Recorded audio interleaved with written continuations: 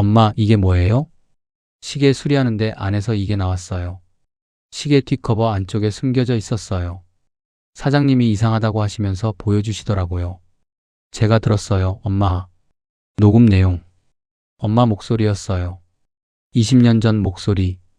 왜 나한테 말 안 했어요? 20년 동안 왜? 그때는 아빠가 돌아가시기 전에 이걸 녹음하셨어요. 미안하다고, 나중에 알게 될 거다고. 도대체 뭘 숨긴 거예요? 무슨 비밀이 있는 거예요?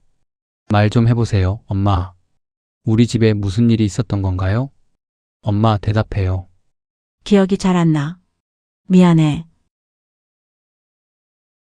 오늘도 이렇게 찾아주셔서 감사합니다. 이야기에 앞서 구독과 좋아요는 영상 제작에 아주 큰 힘이 됩니다. 이 이야기는 실화를 바탕으로 제작되었으며 사연자의 신원보호를 위해 각색되어 송출됨을 알려드립니다.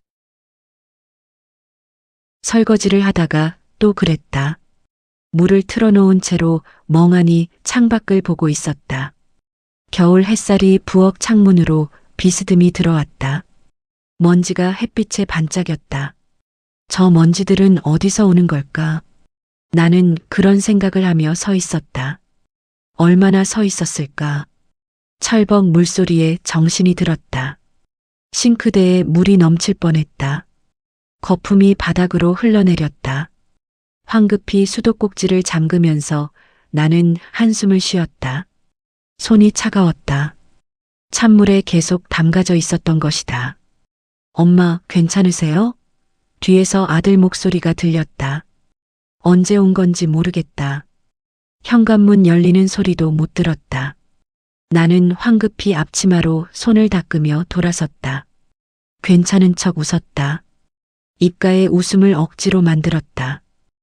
준호야. 언제 왔어? 엄마가 좀 멍했네. 요즘 날씨가 추워서 그런가 봐. 요즘 자꾸 그러시네요. 어제도 밥솥 타이머 안 누르셨잖아요. 병원 한번 가보시는 게. 아니야, 괜찮아. 나는 서둘러 말을 끊었다. 아들 눈빛에서 걱정이 보였다. 미간이 찌푸려져 있었다. 회사에서 스트레스 받는데 엄마 걱정까지 시키고 싶지 않았다.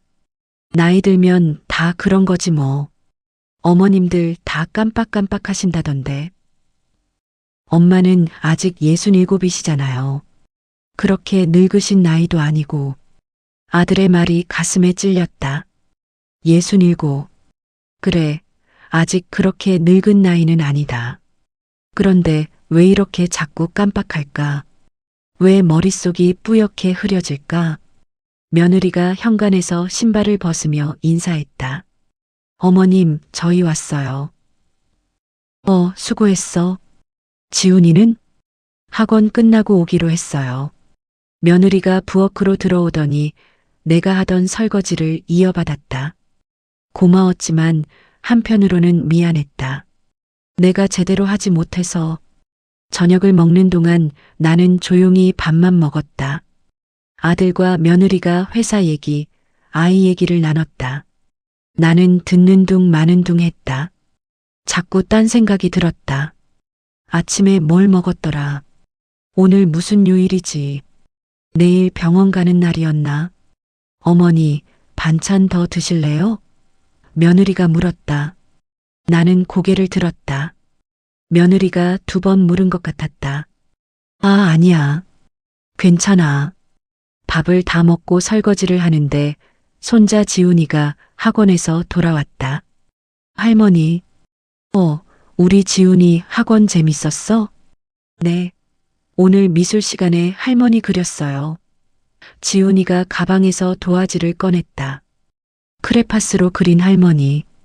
허리가 굽은 할머니가 빨간 앞치마를 두르고 웃고 있었다. 우와, 잘 그렸네. 고마워, 지훈아. 나는 손자를 안았다. 샴푸 냄새가 났다. 이 아이는 아직 순수했다. 할머니가 자꾸 깜빡하는 걸 모를 것이다. 하지만 그날 아침에 실수를 했다. 손자 이름을 부르려다가 준호야 하고 불렀다. 손자가 웃으며 할머니, 저 지훈이에요 했을 때 나는 얼굴이 화끈거렸다. 며느리가 뒤에서 남편한테 뭐라고 속삭이는 게 들렸다. 요즘 어머님이 자꾸 그러셔.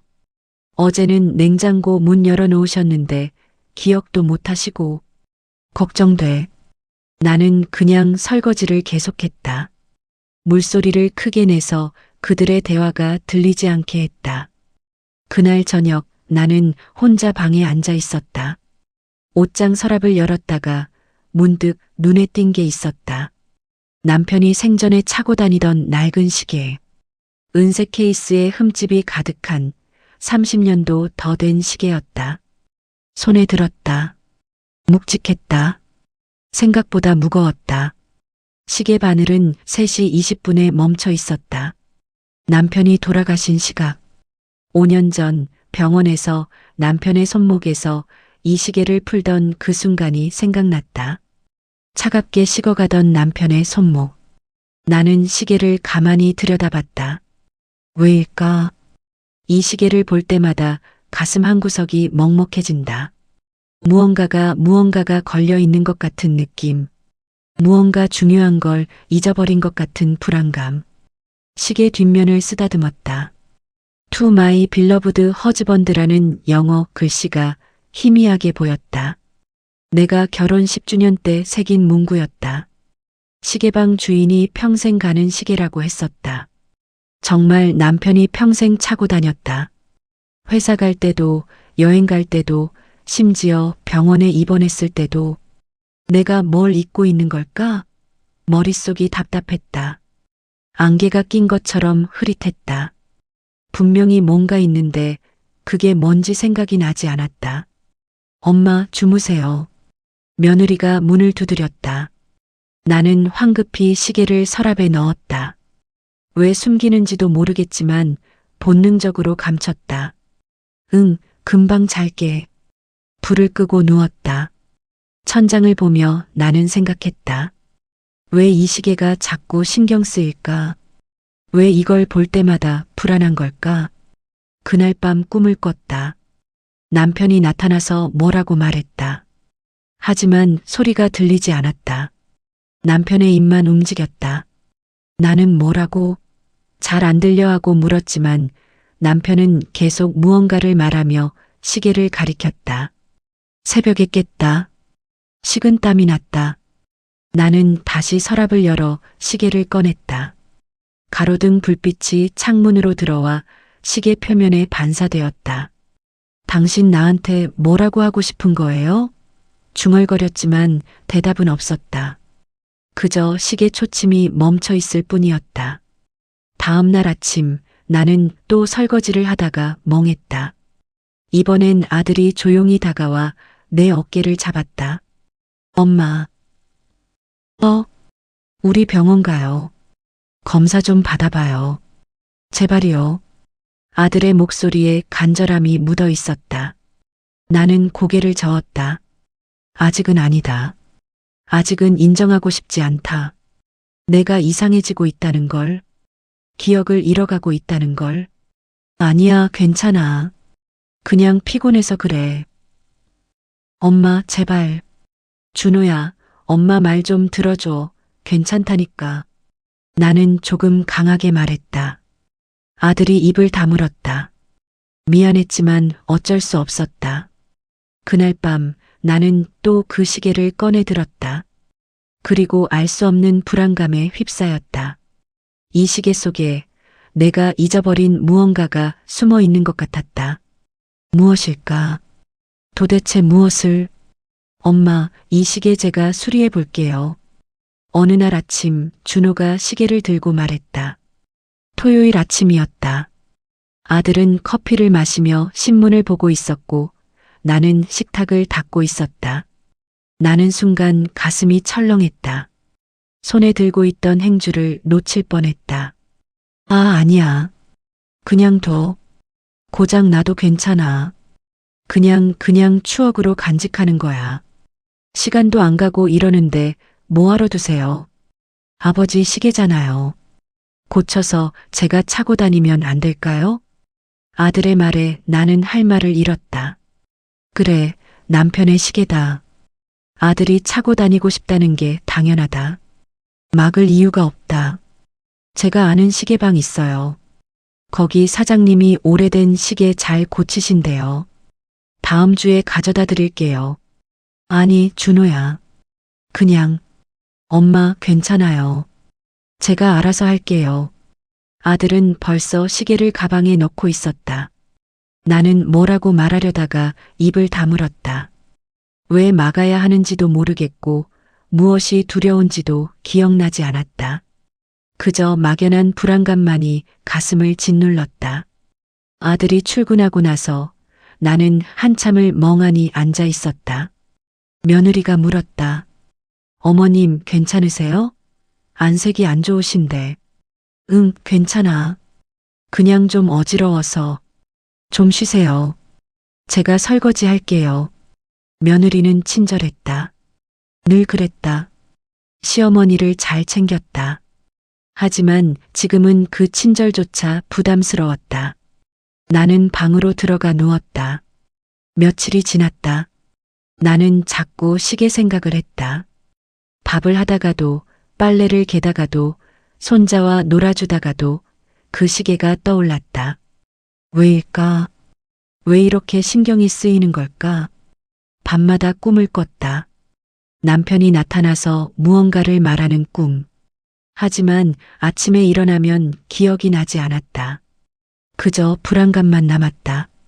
할머니, 저 오늘 학교에서 장난감 가져왔어요. 손자가 뛰어왔다. 로봇 장난감을 들고 있었다. 나는 웃으며 손자를 안았다. 우와, 멋지다. 할머니한테 보여줘. 손자와 놀아주는 동안만은 시계 생각을 잊을 수 있었다. 하지만 손자가 방에 들어가고 나면 다시 불안감이 밀려왔다. 그러던 어느 날 저녁 아들이 돌아왔다. 표정이 달랐다. 딱딱하게 굳어 있었다. 현관문을 열고 들어오는 발소리부터 평소와 달랐다. 무거웠다. 천천히 조심스럽게 걸어왔다. 엄마. 준호가 거실로 들어왔다. 손에 작은 봉투를 들고 있었다. 며느리가 뭔가 이상함을 느꼈는지 지훈이를 재빨리 방으로 데리고 들어갔다. 이게 뭐예요?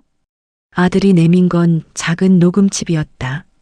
손톱만 한 크기의 오래된 칩. SD카드보다 작았다. 나는 그걸 보는 순간 숨이 막혔다. 심장이 쿵쿵거렸다. 귀에서 맥박 소리가 들렸다.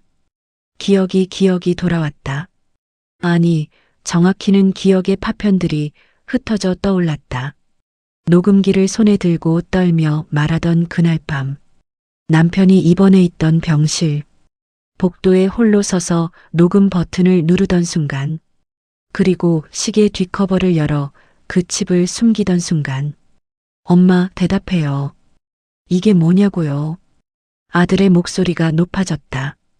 나는 입술을 떨며 대답하려 했지만 말이 나오지 않았다. 목이 막혔다. 시계 수리하는데 안에서 이게 나왔어요. 시계 뒷커버 안쪽에 숨겨져 있었어요.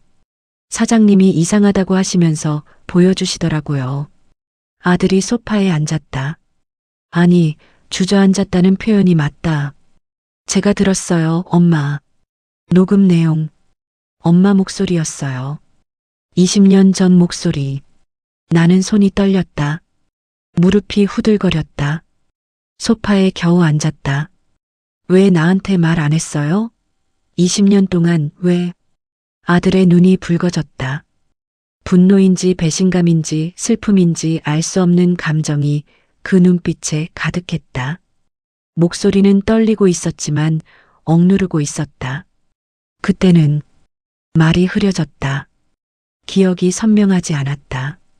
안개 속을 걷는 것 같았다. 나는 왜 그 녹음을 시계 속에 숨겼을까? 무슨 내용이었을까? 아들이 뭘 들었을까? 그때는 뭐예요?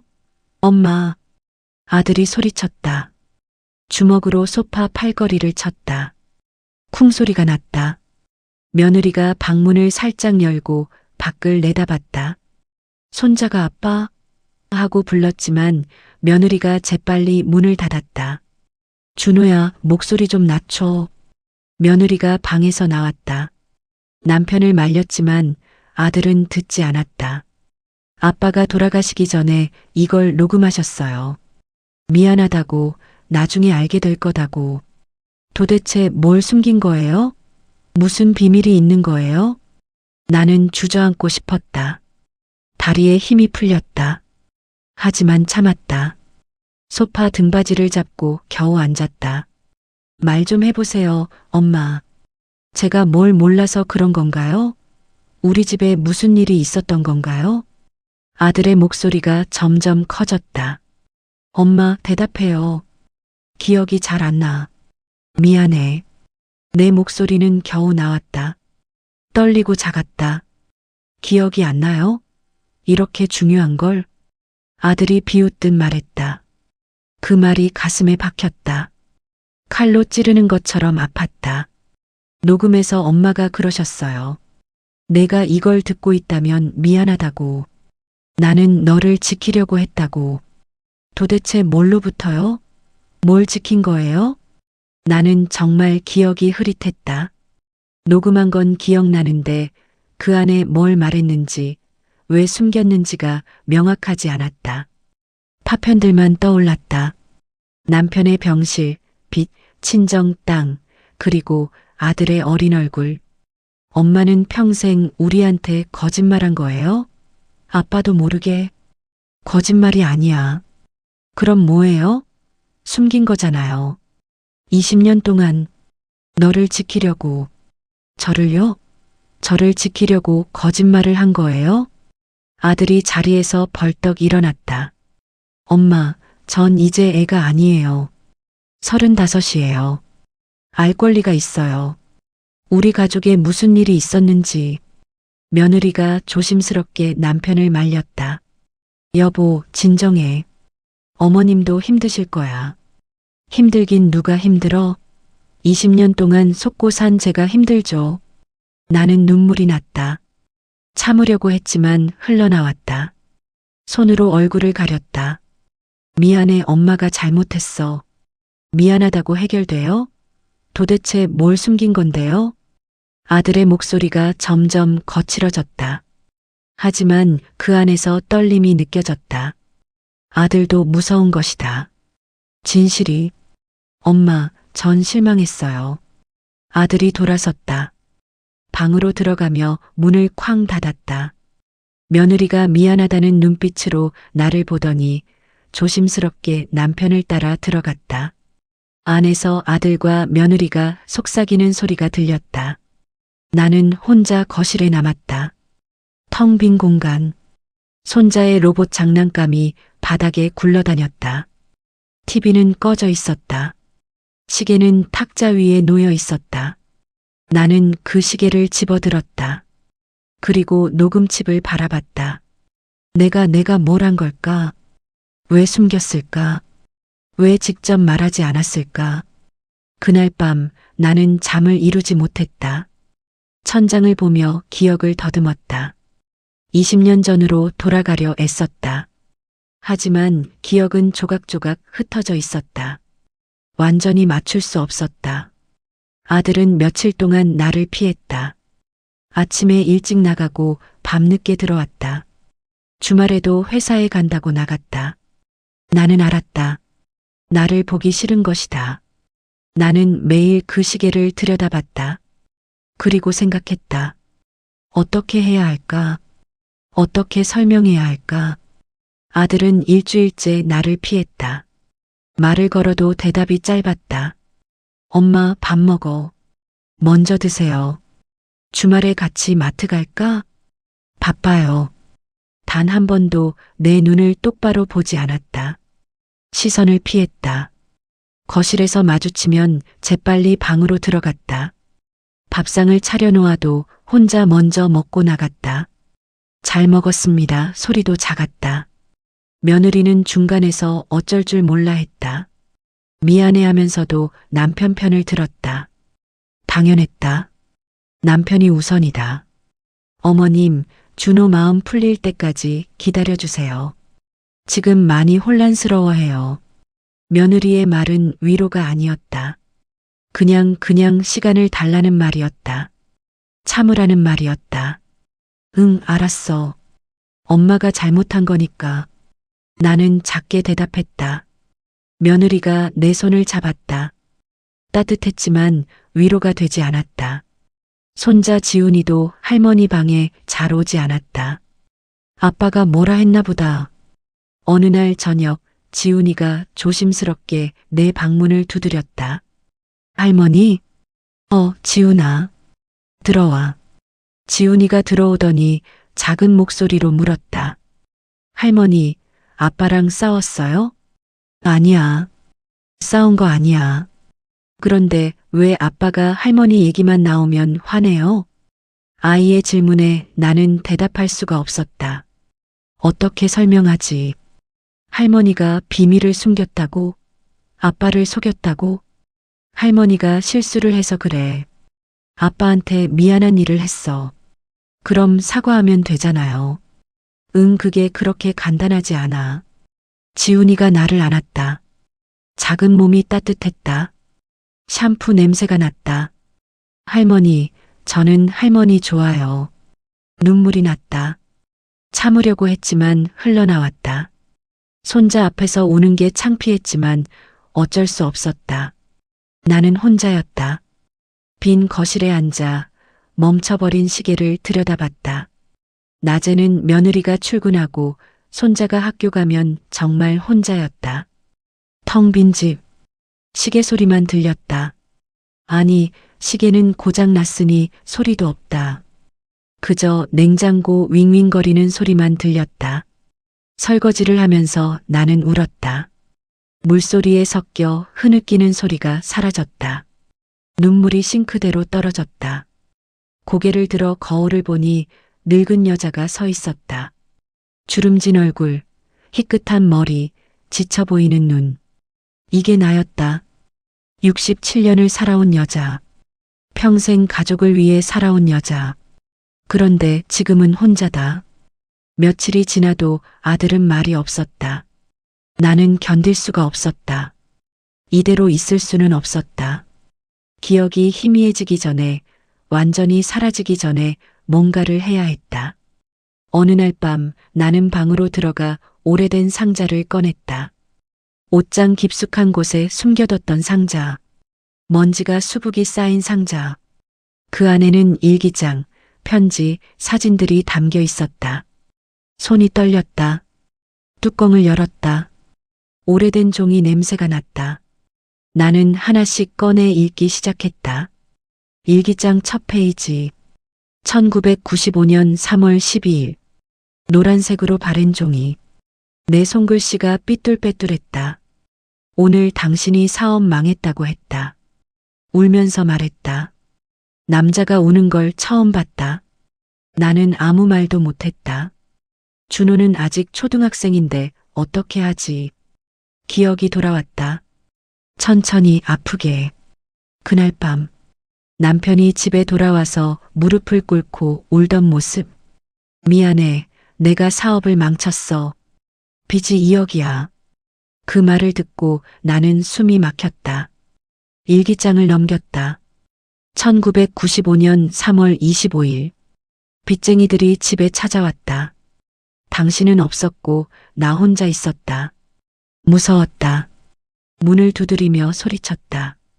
준호가 학교에서 돌아오기 전에 다행히 갔다. 당신은 어디 있는 거야? 손이 떨렸다. 그날이 기억났다. 무서워서 벽장에 숨었던 기억. 전화기를 손에 쥐고 경찰에 신고할까 망설이던 기억. 또 넘겼다. 1995년 4월 10일. 친정 땅을 팔기로 했다. 엄마가 돌아가시면서 나한테 물려주신 땅. 이건 내 것이니까 어려울 때 쓰라고 하셨지. 지금이 그 어려울 때인가 보다. 부동산에 갔다. 2억 5천에 팔 수 있다고 했다. 눈물이 떨어져 글씨가 번졌다. 나는 손으로 눈물을 닦았다. 하지만 계속 흘렀다. 1995년 5월 1일. 오늘 땅이 팔렸다. 돈을 받았다. 당신한테는 친정 오빠가 도와줬다고 말했다. 당신은 고맙다고 했다. 나는 아무 말도 안 했다. 만약 준호가 알면 평생 죄책감에 살 것 같다. 아빠 때문에 외할머니 땅을 잃었다고 생각하면 그 아이는 너무 착해서 자기를 탓할 것이다. 차라리 모르는 게 나아. 나는 일기장을 덮었다. 가슴이 아팠다. 그래, 나는 그랬다. 아들을 지키려고, 남편을 지키려고. 하지만 왜 끝까지 말하지 않았을까? 왜 녹음으로 남겼을까? 다른 일기장을 펼쳤다. 2003년 11월 8일. 당신이 암 판정을 받았다. 의사가 6개월에서 1년이라고 했다. 나는 진료실에서 무너졌다. 당신은 의연했다. 괜찮아. 나 충분히 살았어라고 했다. 하지만 나는 괜찮지 않았다. 당신한테 미안했다. 내가 숨긴 게 있다는 게, 20년 동안 함께 살면서 거짓말한 게, 또 넘겼다. 2003년 12월 15일.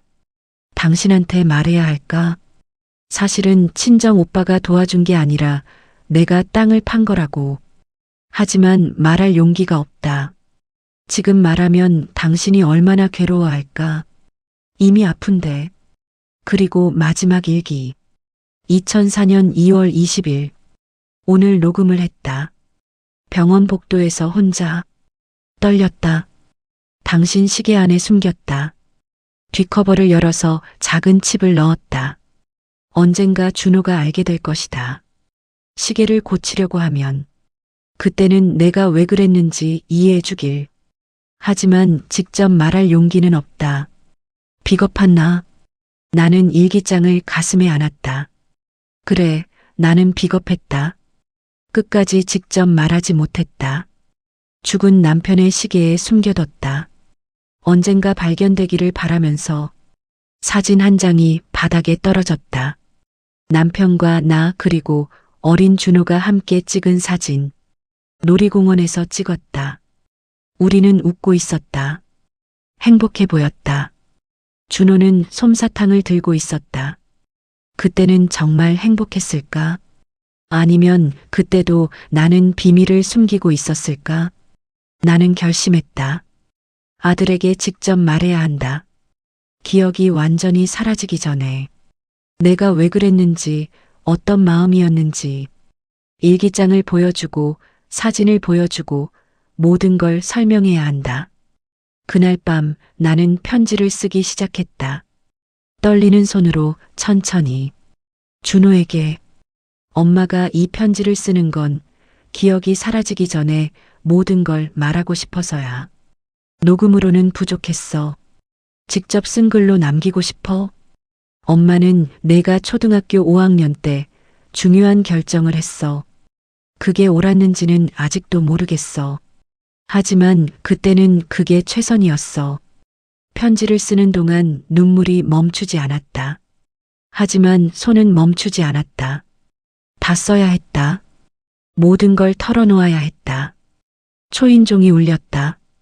나는 편지를 쓰다 말고 고개를 들었다. 누굴까? 며느리는 거실에서 청소하고 있고, 아들은 회사에 있고, 손자는 학교에 갔다. 다시 띠리링 소리가 났다. 나는 편지를 서랍에 넣고 일어났다. 현관으로 갔다.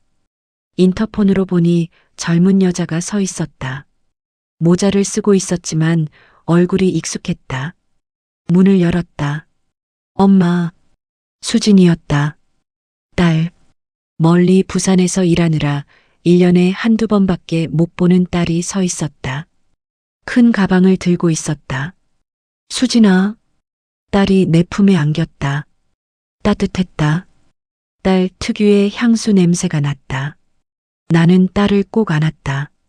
얼마나 보고 싶었는지. 수진아, 왜 갑자기 연락도 없이? 오빠한테 연락 받았어요.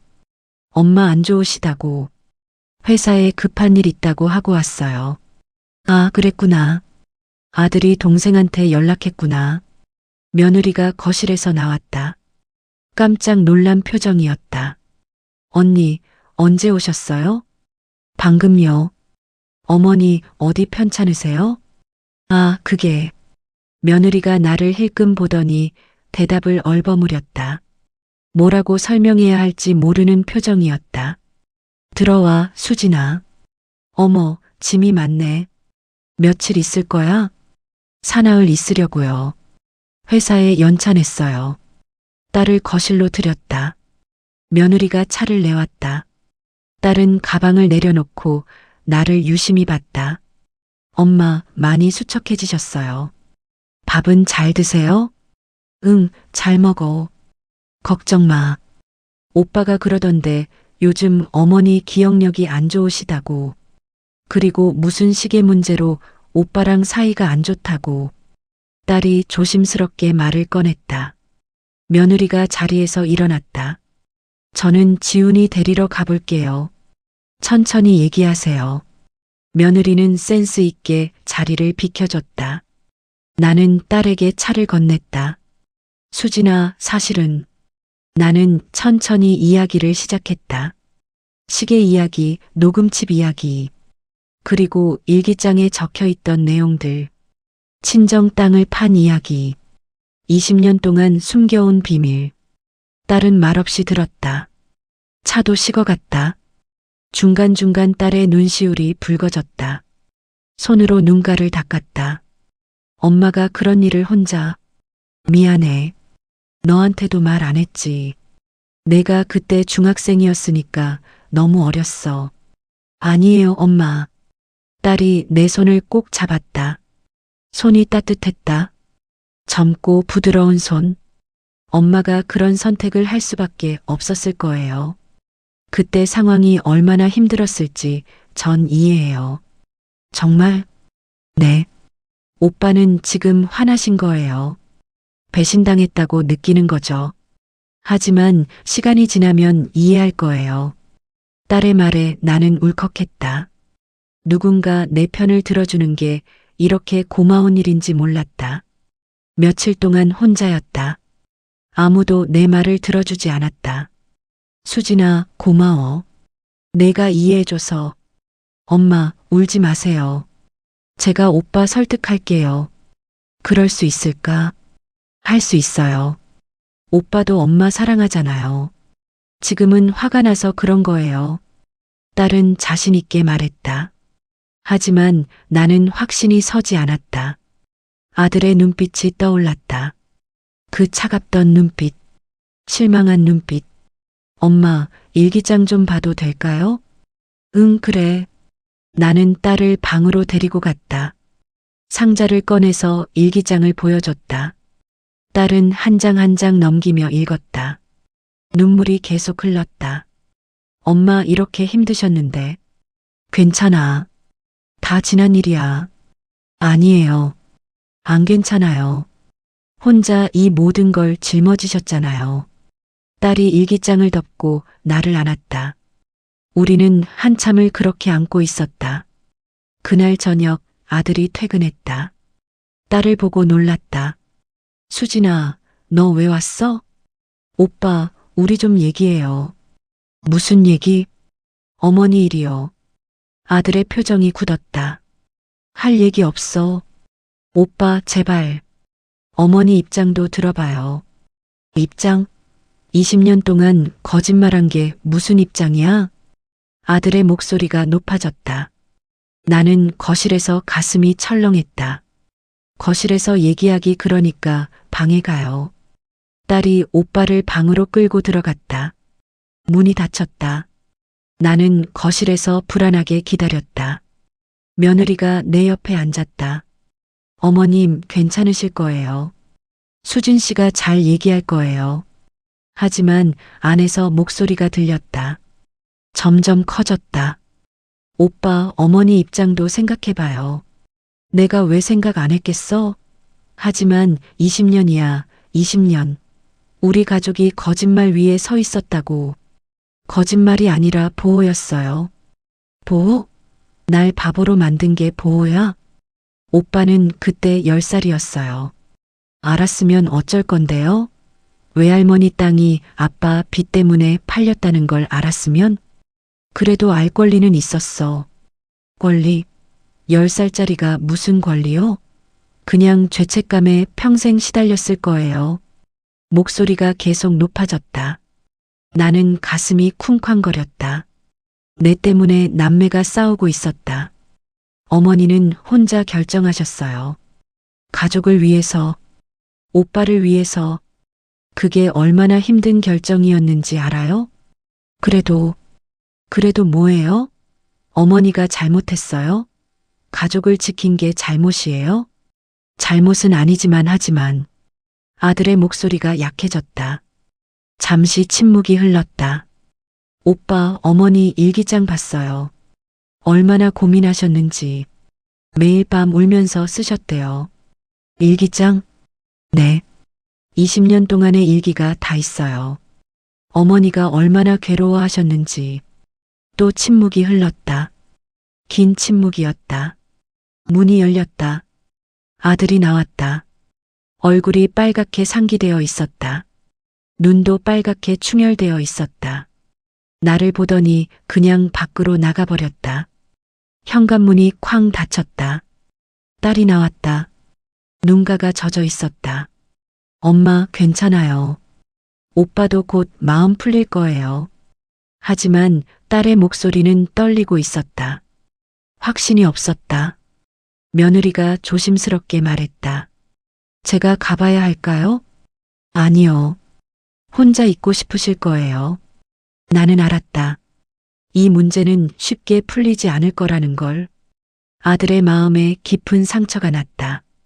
배신감, 분노, 슬픔이 뒤섞여 있었다. 그날 밤 나는 또 편지를 썼다. 하지만 자꾸 글자가 흐려졌다. 아들 이름을 쓰다가 남편 이름을 쓰고 지우고 다시 쓰고 머리가 복잡했다. 기억이 뒤섞였다. 딸이 옆에 앉았다. 엄마, 제가 도와드릴게요. 수진아, 미안해. 너까지 힘들게 해서. 아니에요. 전 괜찮아요. 오빠가 문제죠. 딸이 내 손을 잡았다. 그 손이 따뜻했다. 나는 딸의 어깨에 기댔다. 이제 혼자가 아니었다. 최소한 딸은 내 편이었다. 하지만 아들은 여전히 마음을 닫고 있었다. 밤늦게 아들이 돌아왔다. 술 냄새가 났다. 비틀거리며 방으로 들어갔다. 며느리가 따라 들어가며 걱정스러운 눈빛으로 나를 봤다. 나는 잠들 수 없었다. 천장을 보며 생각했다. 어떻게 해야 할까? 어떻게 하면 아들이 이해해 줄까? 딸이 옆방에서 자고 있었다. 규칙적인 숨소리가 들렸다. 적어도 딸은 편하게 자고 있구나. 나는 눈을 감았다. 하지만 잠은 오지 않았다. 우리 다 같이 한번 들어봐요. 이틀 뒤 딸의 제안이었다. 아침 식사 후였다. 손자는 학교에 갔고 우리 넷만 남아 있었다. 뭐려? 아들이 차갑게 물었다. 녹음이요. 어머니가 남기신 녹음. 다 같이 들어요. 난 이미 들었어. 끝까지요? 아니. 아들이 고개를 숙였다. 그래, 아들은 녹음을 중간까지만 듣고 멈췄을 것이다. 너무 충격적이어서 끝까지 들어봐요. 그리고 어머니 일기장도 보고 그 다음에 판단해요. 딸의 목소리는 단호했다. 아들이 한참을 망설이다가 고개를 끄덕였다. 거실에 모여 앉았다. 아들, 며느리, 딸, 그리고 나. 딸이 녹음칩을 플레이어에 넣었다. 나는 숨을 죽였다. 손을 꼭 쥐었다. 손바닥에 땀이 났다. 지지직 잡음이 들렸다. 그리고 내 목소리가 흘러나왔다. 20년 전 목소리. 지금보다 젊었지만 떨리고 있었다. 당신이 이걸 듣고 있다면 미안해. 나는 눈을 감았다. 기억이 생생하게 떠올랐다. 남편 병실. 밤 11시쯤이었다. 남편은 잠들어 있었고 나는 복도에서 녹음기를 손에 쥐고 떨고 있었다. 간호사가 지나가면서 보호자분 괜찮으세요? 하고 물었다. 준호야, 엄마가 너한테 숨긴 게 있어. 내가 초등학교 5학년 때 아빠가 사업 실패로 빚을 졌어. 2억이 넘는 빚이었어. 며느리가 작은 소리로 어머나 하고 중얼거렸다. 아들은 굳은 표정으로 듣고 있었다. 주먹을 쥐고 있었다. 손등에 힘줄이 튀어나와 있었다. 빚쟁이들이 집에 찾아왔어. 무서웠어. 하지만 엄마는 너를 지켜야 했어. 내가 무서워하지 않게. 녹음 속 목소리가 흔들렸다. 울먹이는 소리가 섞여 있었다. 엄마는 친정 땅을 팔았어. 내 외할머니가 돌아가시면서 엄마한테 물려주신 땅. 충남 당진에 있던 밭이었어. 그게 당시 시세로 2억 5천이었어. 그걸 팔아서 아빠 빚을 갚았어. 딸이 내 손을 꼭 잡았다. 나는 떨리는 손으로 딸의 손을 맞잡았다. 하지만 아무에게도 말하지 않았어. 아빠한테는 친정 오빠가 도와줬다고 했어. 준호 삼촌이 돈을 빌려줬다고 했어. 아빠는 그렇게 알고 있었어. 그리고 너한테는 아예 말하지 않았어. 아들의 눈가가 붉어졌다. 하지만 여전히 말이 없었다. 그저 듣고 있었다. 왜냐하면 만약 아빠가 알면 평생 죄책감에 살 것 같았어. 처갓집 땅을 팔아서 내 빚을 갚았다는 걸 알면 아빠는 자기를 용서하지 못할 거야. 그리고 너도 알면 아빠 때문에 외할머니 땅을 잃었다고 생각하면서 평생 그 짐을 짊어지고 살 것 같았어. 녹음이 계속되었다. 나는 20년 전으로 돌아가 있었다.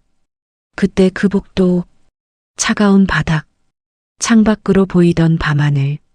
엄마는 내가 행복하게 자라길 바랐어. 빚 걱정 없이, 죄책감 없이. 그래서 숨겼어. 그게 옳은 선택이었는지는 지금도 모르겠어. 하지만 그때는 그게 최선이었어. 목소리가 더 흔들렸다. 울음을 참는 소리가 들렸다. 그런데 아빠가 암 판정을 받았어. 의사가 말했어. 6개월에서 1년 정도 남았습니다. 엄마는 너무 무서웠어.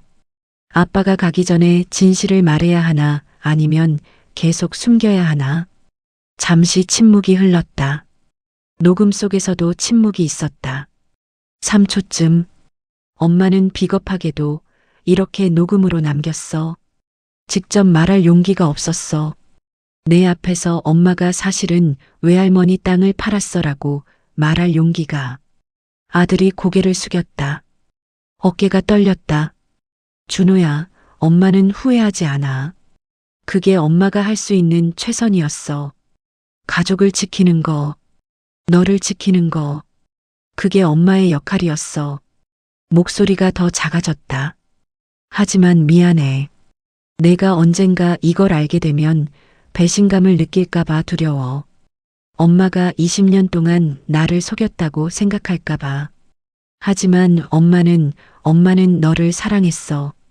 그 선택을 한순간에도, 지금도, 그리고 이 녹음을 듣고 있을 미래에도.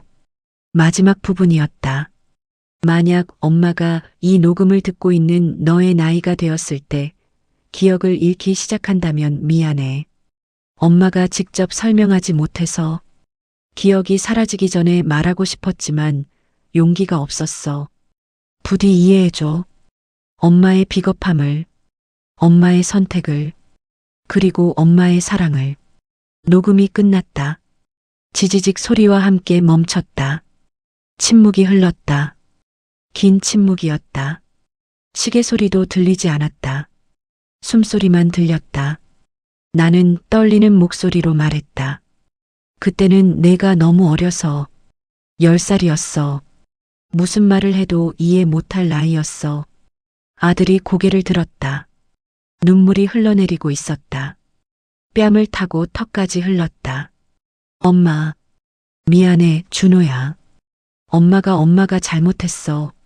직접 말했어야 했는데 녹음으로 남길 게 아니라. 아니에요. 아들의 목소리가 갈라졌다. 저는 몰랐어요. 아빠가 그렇게 큰 빚이 있었는지, 엄마가 그걸 혼자 감당했는지, 저는 아무것도 몰랐어요. 넌 어렸어. 아무것도 할 수 없었어. 그래도 알 권리는 있었잖아요. 아들이 소리쳤다. 하지만 그 소리는 분노가 아니었다. 슬픔이었다. 자책이었다. 20년 동안 엄마 혼자 그 짐을 지고 계셨어요. 저는 아무것도 모르고 대학 가고 취직하고 결혼하고 아들이 눈물을 닦았다. 하지만 계속 흘렀다. 제가 알았으면 뭐라도 했을 텐데. 아르바이트라도 하고 돈을 벌어서 넌 공부해야 했어. 그게 내 할 일이었어. 며느리가 남편의 등을 쓰다듬었다. 며느리도 울고 있었다. 어머님, 저희가 몰라서 죄송해요. 딸이 일기장을 꺼냈다. 오빠, 이것 봐요. 어머니 일기장이에요. 딸이 일기장을 펼쳐서 아들에게 건넸다. 아들은 떨리는 손으로 받았다. 한 장 한 장 넘기며 읽었다. 빚쟁이들이 왔다. 무서웠다. 준호 오기 전에 가서 다행이다. 땅이 팔렸다. 2억 5천. 이걸로 빚을 갚을 수 있다. 하지만 엄마 땅이 없어졌다. 미안해, 엄마. 준호한테 말해야 할까? 아니, 아직 어려. 나중에 말하자. 언젠가. 아들이 일기장을 덮었다. 그리고 나를 봤다. 엄마, 저는 화난 게 아니었어요. 응? 배신당해서 화난 게 아니에요. 슬픈 거예요.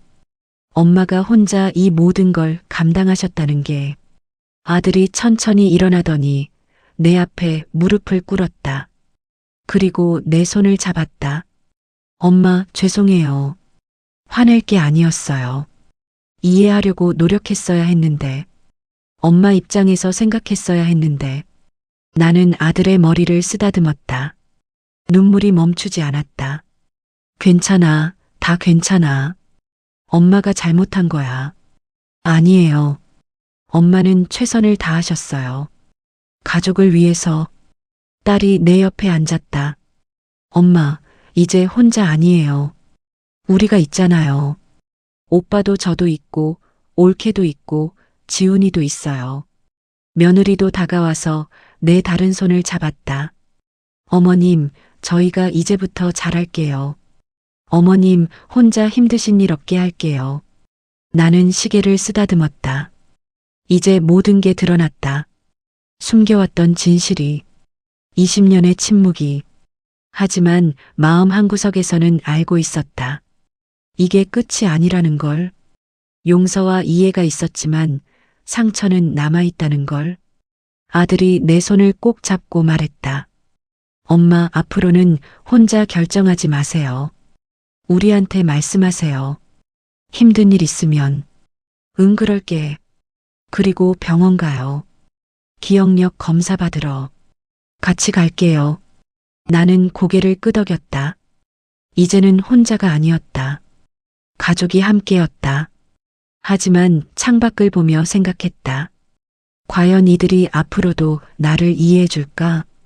내 기억이 점점 더 사라질 때도, 내가 점점 더 다른 사람이 되어갈 때도, 그날 밤 나는 처음으로 편안하게 잠들었다. 아들이 용서해줬다. 딸이 함께해줬다. 가족이 다시 하나가 되었다. 하지만 꿈속에서 남편이 나타났다. 잘했어. 수고했어. 남편이 미소 지었다. 나는 남편을 안았다. 당신 미안해요.